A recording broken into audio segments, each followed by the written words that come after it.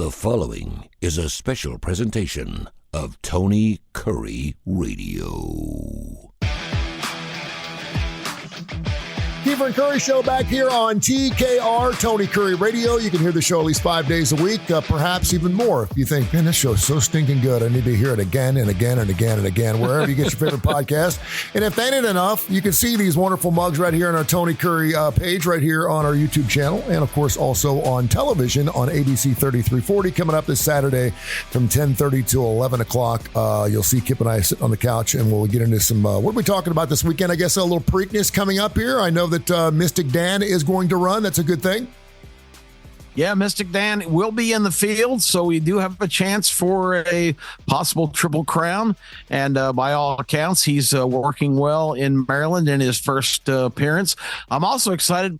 My special guest on the radio is a good friend of mine from Atlanta named Chip Lake, who has partial ownership in a horse named Seize the Gray, who just missed, Tony, getting enough points to get in the Derby.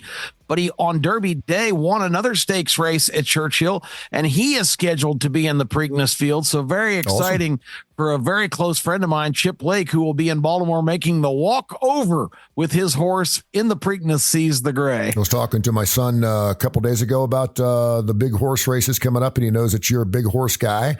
And he was like, wasn't it a long time between Triple Crown winners? I said, it was my favorite number's 37. I said, it was 37 years before Pharaoh came in. And, of course, and then, 4 or 5 years later, we had another one, which kind of took a little bit of the shine off the fact that it just seemed like it was never going to happen again. All of a sudden, it happened twice, almost kind of like a 16s beating a one seed, right? I mean, it never happened. All of a sudden, it happened twice within a couple of years. It was kind of like, wow, it's kind of crazy.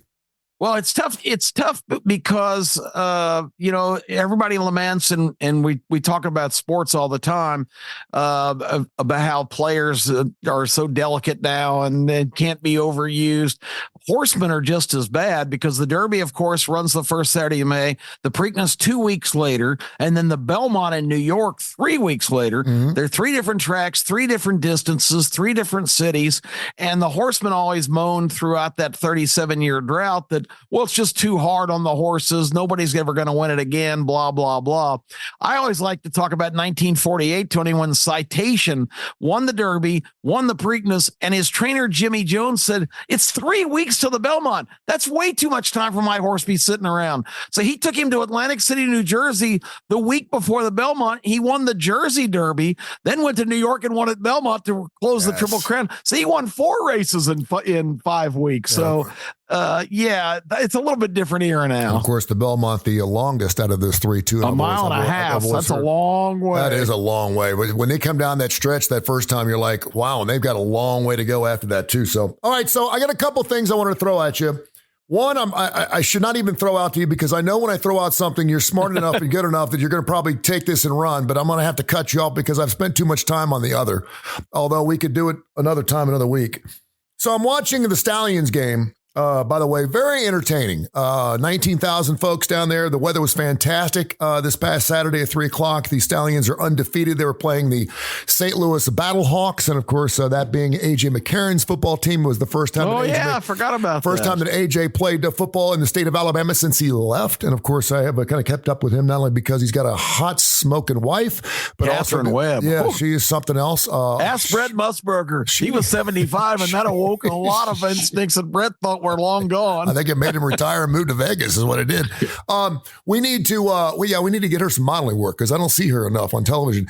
Anyway, that's for sure. And he played a couple of years, I think, for the Cincinnati Bengals. So I kind of kept up with it. But anyway, so they go to these, and I didn't know a lot of the rules. Okay.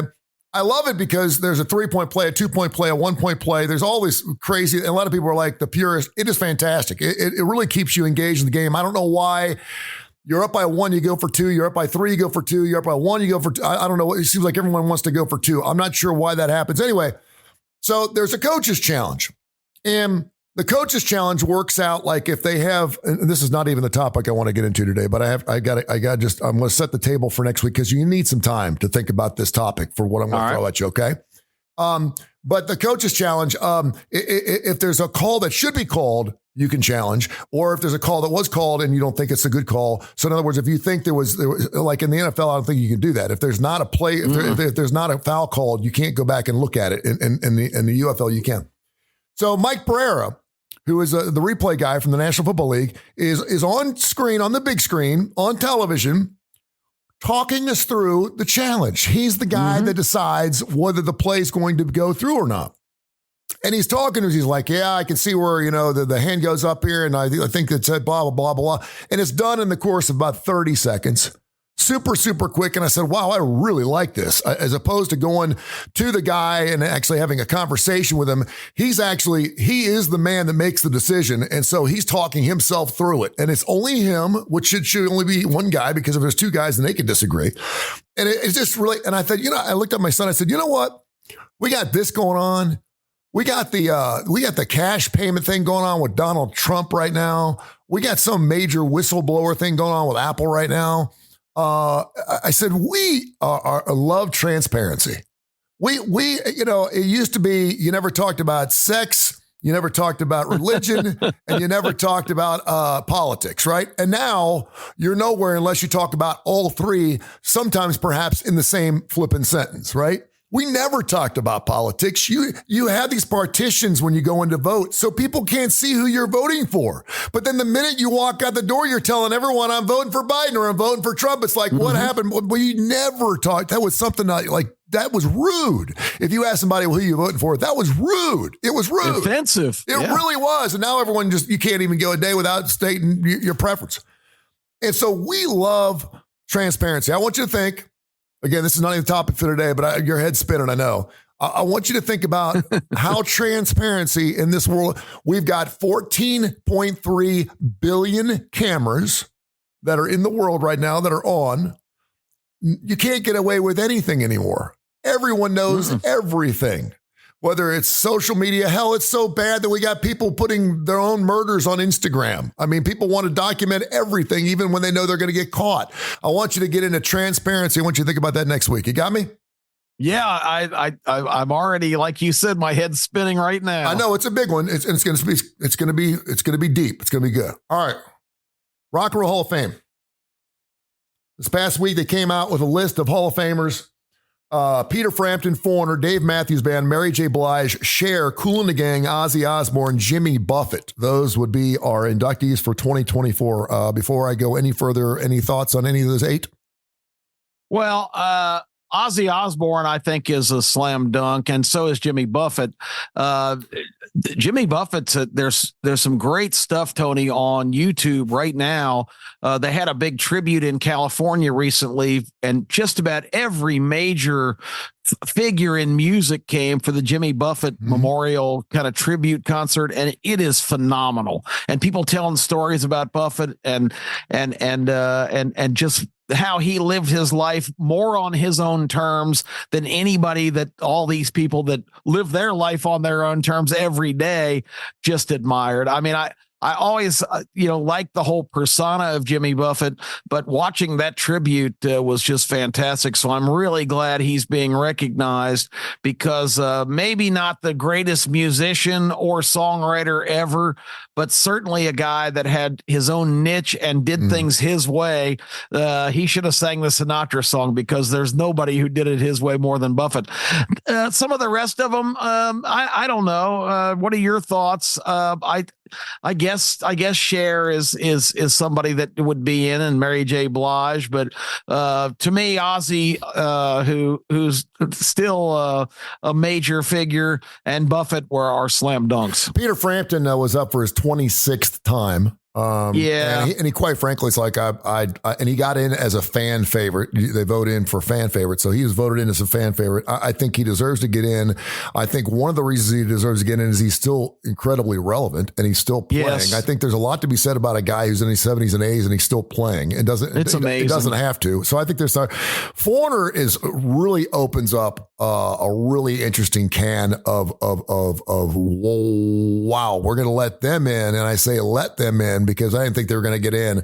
And we'll get into that a little bit. Dave Matthews Band seems like it's way too early, but they've been around for 25 years. The requisite, of course, you have to have had your first album. Johnny Come Lately. Yeah, Mary J. Blige, don't know enough about Mary J. Blige does not seem. I'm of the man that if you're still producing new music or you're still coaching, it doesn't feel right for a coach to be in the Hall of Fame. Mac Brown should not be in the College Football Hall of Fame if he's still coaching football. I agree. For me, that's something that should be done after you're finished.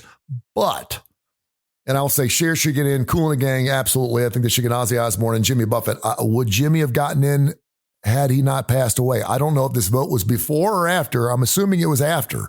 So would have Jimmy Buffett gotten in to the Hall of Fame, and he certainly should get in there. But Dee Snider of Twisted Sister came out a couple days ago and said, "Can I?" And he's been a staunch opponent, I should say, of the Rock and Roll Hall of Fame. First of all, because he probably knows that there's not a snowball's chance in hell a Twisted Sister is ever going to get in. Not only because they didn't have enough songs, but they just weren't that good. They were kind of a novelty band, although and just not mainstream enough. You're going to make an argument for Devo. I guess you can make an argument for Twisted Sister. And the thing is, they're still relevant. I mean, I'm still hearing their music. They're still in TV commercials, and he's still doing some radio. But said, can you please start inducting these acts in before they die? So a band called MC5 is going to be getting in, and evidently MC5, the last surviving member, passed away this past week. And they were like, it's a damn shame because when they first were up for ballot, the entire band was alive, and now they're all dead, and none of them's going to be alive to actually see their induction ceremony. Takes me back to 2016. There's this guy named Kenny Stabler. For some reason, could not get in the Hall of Fame, was an MVP, was a Super Bowl winning quarterback, put up some monster numbers with the Raiders, and for some reason could not get into the Hall of Fame. A lot of people would say that it was a personal issue, that he did not have it out really good with the writers. He bumped heads with the writers a lot, but everyone said he was a hell of a great guy. I had one night down at Norm's that I could share with you, one night that I had with him that was outrageous. It was fantastic. We must have made 15 trips to the bathroom. It was wonderful. And he had that long gray hair. It was fantastic. But he gets in posthumously a year after he passes away. Yeah, which is terrible. I don't have a doubt in my brain that Mark McGuire, A-Rod, and for gosh sakes, Pete Rose will get into the Baseball Hall of Fame, but it's going to have to be after they die. They're not going to allow especially Pete. They're not going to let Pete enjoy that. They're not. They're going to have to wait till he dies, and he'll get in the year after he dies. Maybe because he is dead. Maybe because he can't enjoy it. Maybe because when people die, we tend to want to put down our torches. And we go, listen, the body's not cold yet. Let's just chill out and let's remember what this man's life was all about. I don't know if we're going to do it like for people like O.J. Simpson. We just saw what happened there and no one seemed to give a shit, or Bill Cosby or someone of that type. But Pete Rose, he didn't kill anybody. He made a stupid thing, and now you can bet on baseball games while the game's going on. The game has changed a lot. We just gave Reggie Bush back his trophy, for gosh sakes. Unbelievable. So I think I told you last year when I was at the Hall of Fame, I was surprised there were 2 or 3 Pete Rose exhibits in there. Yeah, he's in the Hall of Fame. But the only place he's not present is in the section where all the people are enshrined. Mm-hmm. They have a complete wall display about Pete Rose most hits in Major League history. And I was kind of admiring that because I was shocked. And I said something to Mark, my friend who was with me. I said, Pete's got plenty of presence here. It's just ridiculous that they're denying him being in the hall. And this guy standing next to me goes, he bet on baseball. And I said, oh, you mean baseball? Sponsored by FanDuel, the official gambling entity of Major League Baseball. And he kind of walked away. And my friend Mark said, that was way over that guy's head. Yeah. There's this team called the Las Vegas A's, I think, that's going to be playing out there sometime soon. Yeah, I don't have any doubt that and maybe when Pete gets in, then it's going to open up the door for everyone else. That was in the steroid era, which is a totally different argument for a different time. So this is not the Morality Hall of Fame. This is not the Ethics Hall of Fame. It's the Baseball Hall of Fame. It's the Rock and Roll Hall of Fame. People that are judgmental and keep a Ken Stabler out because they don't approve of his activities. Well, how holy are sports writers, Tony? Good grief. Did you ever hear the story about the writer who actually planted some cocaine on Kenny Stabler's window? Oh my gosh. There was, I forget where I read the story, and I got to be careful because it may have been told to me in confidence, and I was told, and I would never repeat it. But evidently, there was a night where Kenny and a writer got into it at a bar somewhere, and that writer had some coke on him, and he laid some cocaine on the well of his vehicle, went back inside, told the police that you may want to check Kenny's vehicle, and someone had seen the man put the cocaine in the window well, and he ended up getting arrested instead of Kenny. Anyway, good. Yeah. So I guess my question to you is, well, not even a guess. My question is, if you know they're going to get into the Rock and Roll Hall of Fame, and I got a list here, and I couldn't believe how long it was, really. These are folks who are not in the Rock and Roll Hall of Fame. Bryan Adams, Phil Collins. Cannot believe Phil Collins not in the Hall of Fame. Greg Allman, Bad Company, America. BTO, Black Crowes, Boston. Bon Jovi, Joe Cocker, Roger Daltrey, Foghat, Jeg Isles, Three Dog Night, Pete Townsend. Styx is not in. If you're going to put Foreigner in, you got to put Styx in because they're that band. I mean, I think they toured together for like 17 years. Sting, Motley Crue, Robert Plant. I cannot believe is not in the Rock and Roll. That's incredible. Sammy Hagar, Grand Funk, Guess Who, Don Henley, Kansas, Jethro Tull, Cyndi Lauper. Make an argument. She had enough hits. She's been out there and she's still playing. She's still on there. The Monkees, Huey Lewis and the News, and Meatloaf, REO Speedwagon. Those are just some of the bands, the top echelon bands. There are a handful of bands in there right there. They're going to get into the Rock and Roll of Fame. If you know you're going to get into the Hall of Fame, should you vote them in so they can enjoy it while they're alive? Absolutely. Now, hold on just a sec. Now, hold on. The Beatles got in on their third time. Okay, they didn't. It took 3 times. It took 3 times. We knew the Beatles were getting in. Yeah, but the reason that's asinine. Well, the reason they did that though is if you open up the Keefer Hall of Fame for horses, and you've got 50 horses that are slam dunks. You can't put all 50 in the first year because you won't have anything else to put in the following year. So you have to keep it fresh enough for Hall of Fame people. You have to have 8 or 9. Now, Major League Baseball has done 9 times. No one into the Hall of Fame. 2002, I think it was a couple of years ago where they had no one to put in the Hall of Fame. And it was quite frankly a bummer. I mean, they had nothing to celebrate in Cooperstown. So I understand where they listen, we may want to hold this one back because they have to be looking forward. Okay, if we're going to put these in for 2024, who's going to be 2025, 23? Because quite frankly, I don't think the shit that's out there right now is even worth a sniff of Hall of Fame. Is Dre going to be in the Hall of Fame? I don't know. Is Keith Urban going to be in the Hall of Fame? I don't know these things. So I understand that some of these guys should be in the Hall of Fame right now, but we do have to kind of step lightly, don't we? We can't just put them all in at one time. Yeah, I mean, that's a problem. I would like to know who was in the very first class of the Hall of Fame that ranked ahead of the Beatles.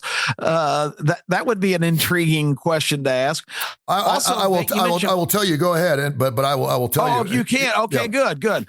And you mentioned baseball. Last year, they put Scott Rowland in, who I thought was a good player in his career. He played for the Phillies and the Reds, and the Cardinals.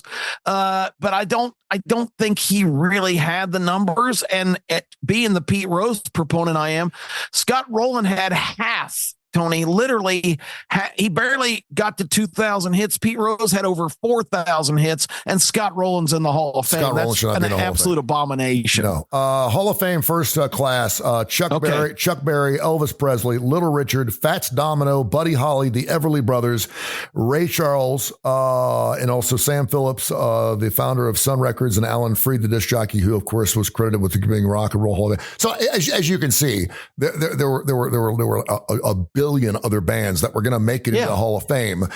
And by the way, they were inducting guys back in 1986 and the building wasn't built into the mid 90s. So they had a hell of a nice first class when they opened it up. And it's in Cleveland, for God's sake, the mistake by the lake. I've been there many times to that Rock and Roll Hall of Fame. And I would urge you, if you have not gone, I would love to take you there and show you. I was in Columbus just 2 months ago and should have made the trek there for sure. So assuming, that some of these guys are getting kind of old because, listen, Phil Collins is looking rough. Now, Genesis was just on the road this past year. He cannot stand up. He had to sit down the entire show as they did Genesis. Oh, boy.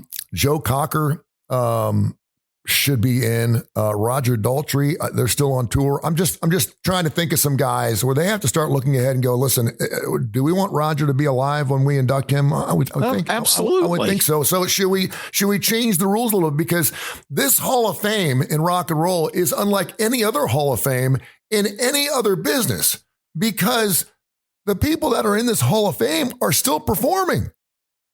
Yeah. Major League Baseball don't have 82-year-olds being inducted into the Hall of Fame and they're still pitching on Saturday. It doesn't have. So, I mean, this is the only Hall of Fame that I know of, musically speaking, that you can still have a performer. And to me, and like I just said before, it feels weird letting someone go in the Hall of Fame when they're still doing their thing.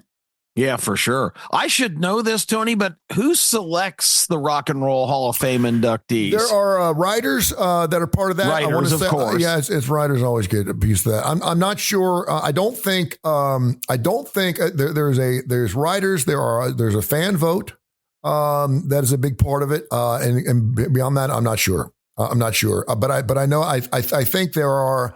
I've heard several people, because writers are always a big part of this. I'm not sure why writers get a big piece of this. I really don't. I mean, like a Ben Cook, who I love to death, was a perfect person for the Major League Baseball Hall of Fame because he was Major League Baseball. He never played. He never played, but I mean, he loved it. I mean, you talk about a guy, he could have been the commissioner of Major League Baseball. I get that guy, but these other people who don't, maybe they're not purist. These writers that have kept out the steroid era guys, eventually it's going to come down to the point where everything's going to be legal. I mean, seriously. Yeah. I mean, marijuana is not legal. Gambling's legal. Is there going to be any doubt the performance enhancing materials will somehow be illegal? Sometimes we still have Olympic people trying to juice up before the Olympics.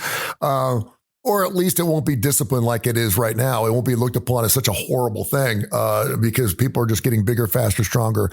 But yeah, I'm starting to think to myself, okay, we have to start looking at the list, because between now and say the next 7 or 8 years, we're going to have a absolute landfall, just an absolute monster class of rock and rollers, big timers, who are going to be biting the dust. Yeah. And it's going to be, Roger Daltrey, Pete Townsend, Ringo Starr, Phil Collins, Eric Clapton, Mick Jagger, Keith Richards. These guys are in their 80s. Let's be real. They could all go tomorrow and it would not surprise anybody. Oh, yeah, for sure. And especially rock and rollers who have, in a lot of cases, not exactly lived a quiet country life in a rocking chair. It's amazing that a lot of these guys not only are still alive, but still performing when, the old adage, Tony, is really true. It's not the age, it's the mileage. And a lot of these guys have big time mileage. That is, there's a kind of Willie Nelson who is still smoking dope, and he seems to be amazing. Well. Maybe I think the whole idea is you stay off the hard stuff. When you want to get the stuff that mellows you out, it seems like it adds a few years to you. I don't know, but Keith Richards, he just stopped doing coke about 5 years ago, and the guy's 80 years old, and he's still just kicking it. I think his blood veins are like this big because he's had so much blood transfusions going through. So your thoughts? If you know someone's going to get in, Robert Plant should get in. Oh, for sure. Even if he didn't have Led Zeppelin, Robert Plant should get in because he had such a great solo career. Yeah. So you should let these people in, or do you go the route? Hey, listen, no, we want to make sure we can put in 6 to 8 people every single year, and we're not going to put someone in. Again, I would love to know if Jimmy Buffett got in because he passed away, or did he get in because he was going to make it in anyway? Yeah, I think I don't know how you do this, but I think you absolutely need to prioritize the people that are much older. I would be absolutely appalled if a 50-year-old got in over an 80-year-old because they're just the flavor of the month, or for lack of a better term, because they're. And all of us are day to day. We recognize that. And it would be really sad that if a younger person that deserved it now had something terrible befall them and they never had the opportunity. But, that list that you rattled off, there were 10 names there that immediately to me seemed like absolute slam dunks. And you don't a posthumous, what a bitter pill to swallow that, you only get in after you pass away and can't really appreciate that honor. So I don't know how you do that, but I think you got to prioritize the people that are really getting up there in age. Now, I want to ask you a question here, and this is just right off the top of my head here. Does it interest you at all being in the Radio Hall of Fame? Would it mean something to you to be in the Hall? By the way, I didn't even know what the Hall of Fame was. I'm looking at the 24 nominees chosen by the Radio Hall of Fame nominating committee. It's coming up on Monday, June 3rd. More than 900 industry members will receive a ballot to cast votes for up to 6 nominated individuals. And they vote on the 17th at the Omni Nashville Hotel in Nashville, Tennessee. Would that be something that, and I thought about this the other day because I'm being serious. Like Aldo Greco spent 20 years in the National Football League. Mm-hmm. Ray Guy is the only kicker to make it into the Hall of Fame. I'm pretty sure Adam Vinatieri is going to make it in. I think there's a couple other guys, maybe Morton Anderson will make it in. I think that Aldo Greco should be in the Hall of Fame just because he played 20 years. That's a long time, and he was on a Super Bowl team. He did not win a Super Bowl. Now, kicking was a lot different when he was in the league as opposed to when he got out in 2000 or 2001. What would it mean to you to be in the Radio Hall of Fame, or would you give a squat? Do you know enough about the Radio Hall of Fame? And I got a reason why I'm asking the question. Yeah, it's funny because I think anybody who's got any familiarity with my career knows that I have been blessed with the opportunity to work in another industry and continue to while I can pursue my passion for what I would prefer to be doing, which is radio. And if I'd been full time and I had made some major contributions, that would certainly be something great. But it's odd with my personal situation, Tony, in my career, in the 35 or 40 years I've been in it, I probably absolutely belong in the Greyhound Racing Hall of Fame, which is at Abilene, Kansas. Mm-hmm. I've done more things. My resume is more varied in Greyhound Racing, and I have been an impact guy that has started big events. Is that something that could happen? I think it's got a good chance. I also came along in that industry at a time where the industry was under tremendous criticism because there was no Greyhound adoption program, no real plan for dogs post-career. I was one of the driving forces to change that to this day, where adoption rates in Greyhound racing has pretty much disappeared now, but it was at the end of my career, almost 100%. And that would mean a lot to me because that's the industry that I really made an impact in. Yeah. And between training dogs and managing tracks and creating a national television event called the Night of Stars that I anchored 13 times from New York City, basically I tried to come up with a concept similar to the Breeders' Cup in horse racing, and it was phenomenally successful. So that would mean a lot to me. And I think, sure, I would love to be recognized as a great broadcaster, but that was not my primary industry, and I haven't made anywhere near the contribution in radio that I have in racing. Well, that makes total sense, and by no stretch was I assuming that you had a bigger career in radio than you did in Greyhound racing, because I didn't realize you were that big of a part of it. So how do you go about getting nominated for something like that? Someone has to nominate you. How can we push you through? It's a nomination process. Have you been nominated before? Not to my knowledge. I've been involved in the process. My father-in-law, Carol Blair, who was a legendary Greyhound trainer and major figure in the sport, every year I would nominate him for the Hall of Fame while he was still with us because he was in failing health. And I found out later on, because I asked the director of the Hall of Fame, I said, every year I nominate him, he's never on the ballot. He says, well, he takes his name out of consideration every year and says so-and-so deserves to get in before me. Wow. And I finally said, look, that's BS. He's not going to be around much longer. I don't care what he says. You put him on the ballot this year, and he was almost unanimous. And it was one of the great real accomplishments of my career to really drive that home, because a lot of his friends and family and people that should have taken that step a long time before that, he should have been in 10, 15 years before he was finally inducted. And he did live to see that. And it's one of really the greatest satisfactions of my career. That's an awesome story. And to know you were a big part of that, to know that he was scratching his name every time you put him in, you're like, what the heck is going on? Someone was asking me about it about a week ago. Again, I don't know enough about the Hall of Fame. I've won like an Addy, which is the equivalent of an Oscar in radio, which is what I didn't even know I was nominated at the time. But the Hall of Fame is the Hall of Fame. I mean, we always ask that question. Would you rather be a Hall of Famer or a champion? I'll ask you the question in your sport. If you were in your sport, would you rather be a Hall of Famer or would you rather be a champion? I'm asking you. What would you rather be? Gosh, would you rather win? Would you rather win a Super Bowl? Would you rather be in the Hall of Fame in Canton? Yeah, I really am so much more about team than an individual effort. And the most satisfying things in my career have been things that I have developed with others. Yeah. And the whole. I've opened a lot of tracks and been involved in from the ground up in a lot of those operations, including here in Birmingham.